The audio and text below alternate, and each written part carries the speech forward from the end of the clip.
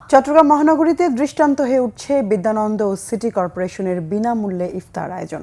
ভেদাভেদ ভুলে নানা শ্রেণী পেশার মানুষ ইফতার করছেন একসাথে। পুরো রোজায় নিম্ন আয়ের মানুষ ও পথচারীদের ইফতার ও সেহরি করানোর মহান ব্রতের কথা জানিয়েছেন উদ্যোক্তারা। চট্টগ্রাম থেকে নাসির উদ্দিনের রিপোর্ট। ছোলা, বেগুনি, পেঁয়াজু, খেজুর, ডিম চপ, ফিরনি, মুড়ি সহ নানা পদে সাজানো হচ্ছে ইফতারের প্লেট ও প্যাকেট। দম ফেলার ফুরসত নেই স্বেচ্ছাসেবকদের। রোজার প্রথম দিন থেকেই এই আয়োজন করছে বিদ্যা আনন্দ ফাউন্ডেশন। ইফতারের সময় হতেই সবার সাথে এক টেবিলে ধনী গরিব সহ নানা শ্রেণী পেশার মানুষ। বিনামূল্যে স্বাস্থ্যসম্মত ইফতার পেয়ে খুশি নিম্ন আয়ের মানুষ ও শ্রমজীবীরা।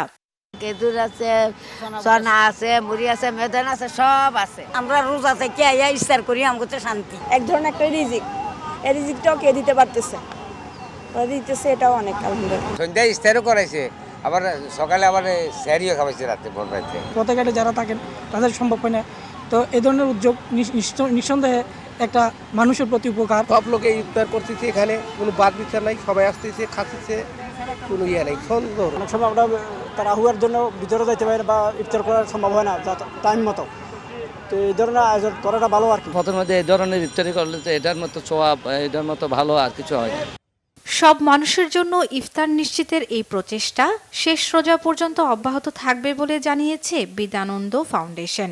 বিভিন্ন শ্রেণীর মানুষ কিন্তু এখানে ইফতার করে, এটা বিনামূল্যে। এখানে আমরা আমাদের যেমন 1 টাকায় আহার আছে, 1 টাকার বিনিময়ে যে আমরা খাবারটা দিই, এই ইফতারের ক্ষেত্রে সেটা একদমই বিনামূল্যে, এখানে কোনো টাকা পয়সা দেওয়া লাগে না। জ্যামের কারণে নির্দিষ্ট জায়গায় বা তার বাড়িতে যায় ইফতারটা ভাঙতে পারতেছে না, রোজাটা ভাঙতে পারে না, তো আমরা বাস এবং এই বিভিন্ন যে গাড়িগুলো আছে, গাড়িতে আমরা ইফতারগুলো পৌঁছায় দিচ্ছি।